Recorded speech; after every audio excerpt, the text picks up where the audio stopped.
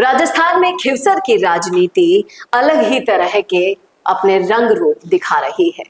कभी ज्योति मिर्धा, कभी गजेंद्र सिंह खिवसर, और इन दोनों के बीच में जो सियासी जुबानी जंग चल रही है, उसके अंदर जो असली हकीकत है वो सुनकर आप हैरान रह जाएंगे। जी हाँ, ज्योति मिर्धा और रेवत राम डांगा तो महज राजनीतिक बकरे हैं जिनकी बलि दी जा सकती है कभी भी। कौन देगा ये बलि और क्यों इन्हें बलि का बकरा बनाया जा रहा है, क्या है इसके पीछे रणनीतियां, वो सब जानने वाले हैं आप इस वीडियो में, इसलिए बने रहेगा आखिर तक हमारे साथ। नमस्कार, मैं हूं चेतना शर्मा। आप देखना शुरू कर चुके हैं संवाद भारत का भारत के लिए, और इस मुद्दे पर खास बातचीत करने के लिए मेरे साथ मौजूद हैं हमारे editor in chief Varun Bhansali ji. तो वरुण सर, जिस तरीके से ज्योति मिर्धा, पहले तो रेवतराम डांगा की चिट्ठी वायरल होती है, फिर ज्योति मिर्धा का बयान उस पर आता है, और फिर बिना नाम लिए हुए उन्होंने बयान दिया, फिर खिवसर, गजेंद्र सिंह खिवसर के बेटे ज्योति मिर्धा पर पलटवार करते हैं क्योंकि कहीं ना कहीं उनको लगता है कि वो मेरे लिए कह रही हैं, और फिर गजेंद्र सिंह खिवसर भी इस चिट्ठी रामायण में कूद पड़ते हैं। अब आप जब ये सियासी जो ड्रामा हुआ है चिट्ठी का, उसके ऊपर जंग जो है वो तो थमने का नाम नहीं ले रही, लेकिन अगर हम इसके पीछे की रणनीतियों की बात करें तो ज्योति मिर्धा का करियर बीजेपी में आने के बाद आप क्या सोचते हैं कि बढ़ा है, घटा है, प्रभाव उनका बढ़ा है, क्या कहते हैं आप? देखिए, पानी को साफ करना हो तो फिल्टर तो लगाना पड़ता है, और ये सफाई कभी ना कभी तो जरूरी होती है। साल में एक बार तो दिवाली की भी सफाई होती है। तो ये समझिए, नागौर की सियासत को बहुत सारे लोग कुछ कीटाणुओं से साफ करना चाहते थे, और कहीं उस सफाई के अंदर ही कुछ रणनीति लगी, कुछ दिमाग लगा, और आखिरकार कुछ ऐसा हुआ। देखिए, कांग्रेस की राजनीति को नागौर में, खासकर खिवसर में, मिर्धा परिवार खराब कर रहा था। पिछले 4 साल से जीत नहीं पा रहा था और वोट सबके और तोड़ रहा था। इस तरह से पूरा खराब कर रहा था। ना कांग्रेस कुछ कर पा रही थी, ना और कोई कुछ कर पा रहे थे। तो पहले तो उनकी सफाई होना कांग्रेस के लिए भी अच्छा है। कांग्रेस भी कहीं नए सिरे से शुरुआत तो कर सकती है। फिर ये अपने सारे कार्यकर्ताओं के साथ बीजेपी में आ गए। उससे कांग्रेस तो खत्म हो ही गई, और बीजेपी को भी एक बार, कहते हैं ना कि एक बार सफाई करनी हो तो थोड़ा बहुत तो दुख झेलना पड़ता है, तो एक बार वो दर्द झेलना पड़ा। लेकिन उससे क्या हुआ कि बीजेपी के अंदर भी लोगों को पता चल गया कि भाई यहां से इनसे कुछ नहीं होना। फिर बीजेपी ने आरएलपी को निस्तोनाबूद करने के लिए वहां से कुछ कार्यकर्ता लिए और रेवत राम डांगा को अपनी सीट दी। तो हनुमान बेनीवाल की यहाँ से सफाई हो गई कि अगर कोई धोखेबाज है तो वो निकल जाओ। वो वहां से निकल गए। एक बार बीजेपी की सरकार आ गई, और कहीं ना कहीं बीजेपी में रेवत राम डांगा के होते हुए ज्योति मिर्धा को ये पता चल गया कि बीजेपी में उनका कुछ होना जाना है नहीं, और वो बीजेपी में कंट्रोवर्सी करना शुरू हो गई। इससे बीजेपी को ये पता चल गया कि बाहर का आदमी बाहर का ही रहता है, और ये आलाकमान तक स्पष्ट हो गया। गजेंद्र सिंह खिवसर को ये समझ में आ गया कि भाई ये किसी भी तरह से टॉलरेबल नहीं है, और बीजेपी को भी कहीं ना कहीं समझ में आ गया। इसके लिए अब ज्योति मिर्धा का बीजेपी में ज्यादा दिन गेम चलेगा नहीं, वो बीजेपी के लिए नासूर होती जा रही है। और रही रेवत राम डांगा की बात, तो कहीं ना कहीं खिवसर वासियों को समझ में आ गया है कि उन्होंने गलती की है।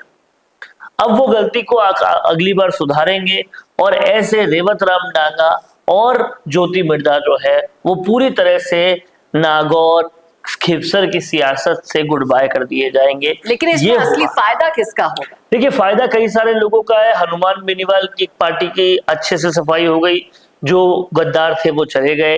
अब हनुमान बेनीवाल नए सिरे से पार्टी को फ्रेश तरीके से काम करवा सकते हैं। उसमें लोगों को इंपॉर्टेंस पता चल गई एक बार गलती करने के बाद हनुमान बेनीवाल की, तो ऐसे हनुमान बेनीवाल का फायदा है।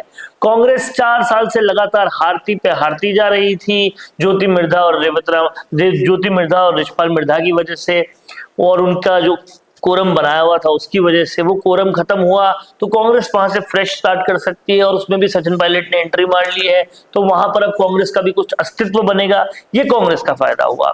बीजेपी को कई फिल्ट्रेशन से बहुत सारी चीजें समझ में आई, और खासकर ये कहीं ना कहीं लगता है, एहसास होने लग गया है कि बेनीवाल और बीजेपी, ये दोनों एक दूसरे के साथ ही बैठ सकते हैं। ना बेनीवाल का काम किसी और के साथ गठबंधन में हो सकता है, ना बीजेपी का हो सकता है। दोनों मिल जाएंगे तो ये सीट फिर से वो ला सकते हैं, ये भी बहुत स्पष्ट होता हुआ दिखाई दे रहा है। तो यहाँ मोटा मोटी ज्योति मिर्धा और रेवत राम के अलावा सभी का फायदा हो रहा है। तो ज्योति मिर्धा और रेवत राम डांगा का जो सियासी करियर है वो खत्म हो जाएगा इन सारे समीकरणों को देखते हुए, आपका यही कहना है। लेकिन अगर हम इनके कार्यों की बात करें, देखिए जनप्रतिनिधि को चुना जाता है अपने विकास करवाने के लिए, क्षेत्र के विकास कराने के लिए। क्या आपको लगता है कि ये दोनों ही अपनी राजनीतिक रोटियां सेकने के लिए ही पार्टी के साथ जुड़े हुए हैं? क्योंकि जनता के बीच में जाने वाला होता है जननायक, उनकी समस्याएं सुनने का। आज तक सरकार बने हुए इतना समय हो गया, डांगा हमेशा सिर्फ झूमते हुए दिखाई देते हैं कहीं पर। देखिए बहुत स्पष्ट सी बात है कि जो आपको राजनीति में लाए आप उनके नहीं हो सके तो जनता के क्या होंगे। तो ये तो डांगा की बात हुई। और मिर्धा का भी बहुत स्पष्ट सा हिसाब है कि पूरी राजनीति आपने एक आदमी की दुश्मनी में खत्म कर दी, न पार्टी का कोई भला कर पाए तो जनता का क्या ही भला करोगे। जनता तो आपको उसके लिए चुनती भी नहीं है। तो ये दोनों की असलियत है, ये दोनों का असल चेहरा है। और इसीलिए ये दोनों कहीं ना कहीं सफाई के दरमियान जो कुछ देर का दर्द होता है वो कुछ देर का दर्द है। अब लगता है खिरसर की राजनीति की अच्छे से स्वच्छता से सफाई होगी और एक नए सिरे से कुछ नए चेहरे भी सामने आ सकते हैं। जैसा कि आपने कहा कि कांग्रेस के पास भी पूरा मौका है कि नए चेहरों को मौका दे, लेकिन गजेंद्र सिंह खिवसर भी इसी तलाश में है कहीं ना कहीं कि उनको या उनके बेटे को भी अब लाइमलाइट में आने का मौका मिले खिवसर से। वाकई में देखने वाली बात होगी कि कौन सी पार्टी कैसे अपनी पार्टी का सफाया करती है। ज्योति मिर्धा और रेवत राम डांगा अपना सियासी करियर चौपट होने से कैसे बचा पाते हैं, ये तो आने वाला वक्त बताएगा। और हनुमान बेनीवाल सारी सिचुएशंस का कैसे फायदा उठाएंगे, ये भी आने वाला वक्त बताएगा। लेकिन आप जरूर बताइएगा, अगर आप राजस्थान की सियासत में दिलचस्पी रखते हैं और नागौर से आते हैं, वहां के सियासी समीकरणों को अच्छे से समझते हैं, तो इन समीकरणों को आप किस तरीके से देखते हैं ये भी हमसे शेयर कीजिएगा कमेंट बॉक्स में। कैसा लगा वीडियो बताना ना भूलेगा। और ऐसे वीडियोस के लिए देखते रहिए संवाद भारत का, भारत के लिए। नमस्कार। भारत का सबसे तेजी से बढ़ता हुआ डिजिटल न्यूज चैनल, जिसका परिवार 4,17,000 लोगों से भी ज्यादा बढ़ रहा है, वो संवाद न्यूज चाहता है हर जिले और हर राज्य में मीडिया पार्टनर्स। तो अगर आप बनना चाहते हैं संवाद न्यूज के पार्टनर्स, तो कांटेक्ट करें नीचे दिए गए नंबर्स पर। इसके अलावा अगर आप वीडियो एडिटर बनना चाहते हैं या फिर न्यूज इंडस्ट्री में बतौर इंटर्न सब सीखना चाहते हैं, तो संवाद न्यूज के जयपुर हेड ऑफिस में काम करने के लिए संपर्क करें स्क्रीन पर दिए गए नंबर पर।